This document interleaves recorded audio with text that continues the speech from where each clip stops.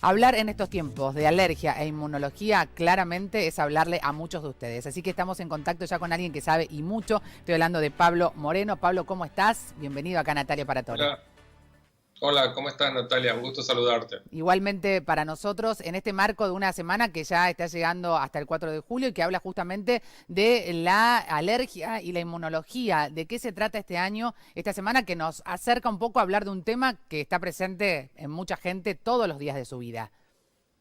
Bueno, esta semana que se conmemora, como todos los años, en consonancia con la Organización Mundial de Alergia, la Asociación Argentina de Alergia e Inmunología Clínica, tiene el objeto de llevar, como vos empezaste a hablar, diciendo que crear conciencia de lo que está pasando y crear conocimiento para brindar tranquilidad. Las enfermedades alérgicas son muy variadas. Puede ser el asma bronquial, la rinitis alérgica, los trastornos en piel como la dermatitis, las urticarias y fundamentalmente a los pacientes que padecen asma bronquial, que entre el 70 al 90% de ellos tienen un origen alérgico, son quienes están muy preocupados en esta situación de pandemia. Y como dijo Janina al principio, la única forma de prevención es el distanciamiento social. No que en muchos casos no significa el aislamiento, pero sí estar alejados de quienes nos pueden contagiar. Y el asma bronquial es una enfermedad que afecta fundamentalmente al pulmón, a los bronquios, y como todos sabemos, el COVID hace foco en los bronquios, en los pulmones, y es ahí donde más a los pacientes asmáticos les preocupa.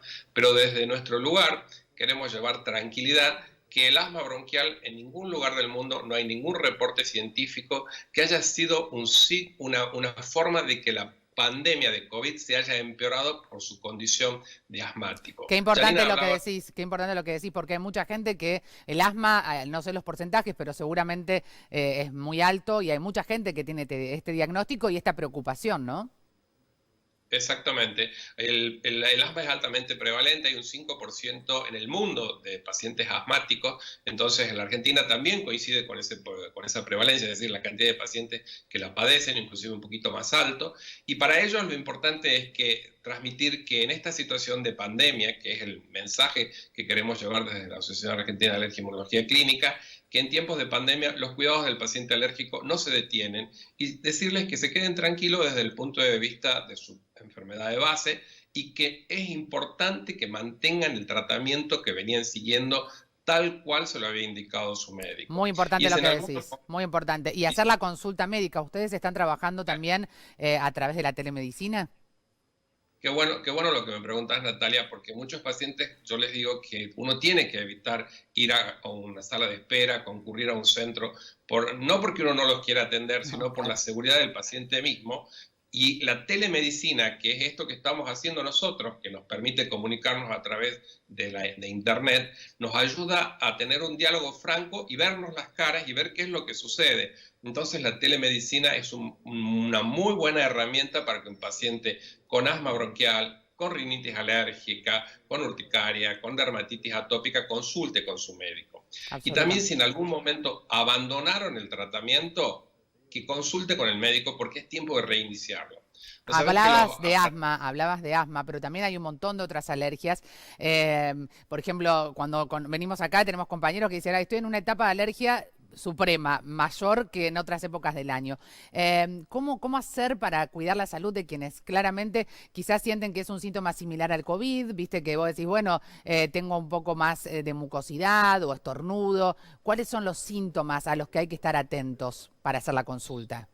Bueno, importantísimo lo que me preguntas, porque no solo a quienes la padecen, algunas veces uno refiere a alergia con los síntomas que tiene en la nariz, que se llama rinitis alérgica, que es cuando uno dice estoy congestionado, Claro. tengo moco, estornudo con frecuencia, se llama rinitis alérgica. Y en este tiempo puede llegar a lugar a confusión, porque una exacerbación, un aumento de los síntomas de la rinitis alérgica puede llegar a confundirnos con que uno Sí. está enfermo de COVID. Pero hay un dato fundamental que es la fiebre. La mayoría de las reacciones alérgicas no presenta fiebre y el COVID, una de las características fundamentales, aunque es bastante camaleónico, pero la mayor forma de presentarse, la frecuencia mayor, es con temperatura elevada. Y también tiene otras características. Vos me decías que están congestionados tus compañeros. Bueno, la congestión, el moco acuoso, los estornudos no son síntomas de COVID, sí son síntomas de un cuadro alérgico. Y otra cosa importante es la historia. Si años anteriores en esta misma época me sucedía lo mismo, probablemente no sea una infección de COVID-19, sino sea un cuadro alérgico. Muy claro, entonces, Pablo. Y finalmente el mensaje que quieras acercarle a quienes, por supuesto, están en casa, que nos miran, sobre todo también hablábamos de la población adulta mayor, que les rogamos, sobre todo los que viven en AMBA, que no salgan de sus casas. ¿Qué consejos le darías? Viste que muchas veces uno apela a los tratamientos caseros que no son los recomendables y que hay que evitar. ¿Qué les podemos señalar? Exactamente, muy bueno lo que me preguntas. No se automediquen, no se automediquen, porque pueden complicar tanto los cuadros infecciosos como los cuadros alérgicos. La mayoría de los médicos brindamos el servicio de telemedicina. Consulten con su médico a través de la telemedicina, inclusive hay obras sociales prepagas que las reconocen, entonces busquen esa solución a través de la telemedicina, no se automediquen. Primero es eso, y segundo, que se queden tranquilos porque ni el asma bronquial ni las otras enfermedades alérgicas han mostrado una relación de peoría en esta pandemia. Es decir, que si vos te llegás a contagiar de COVID-19, por tu condición de asmático no vas a estar peor que cualquier otro que se haya contagiado. Bueno, Pablo, gracias por tu mensaje y sobre todo por esta información tan oportuna y precisa, porque a veces el temor o el prejuicio hace que uno entre en una situación emocional que no ayuda para nada. Así que muchas gracias por tu tiempo y por tu conocimiento, por compartirlo. Bueno, muchas gracias a vos, Natalia, un gusto. Saludos. Igualmente, Que se chau. cuiden.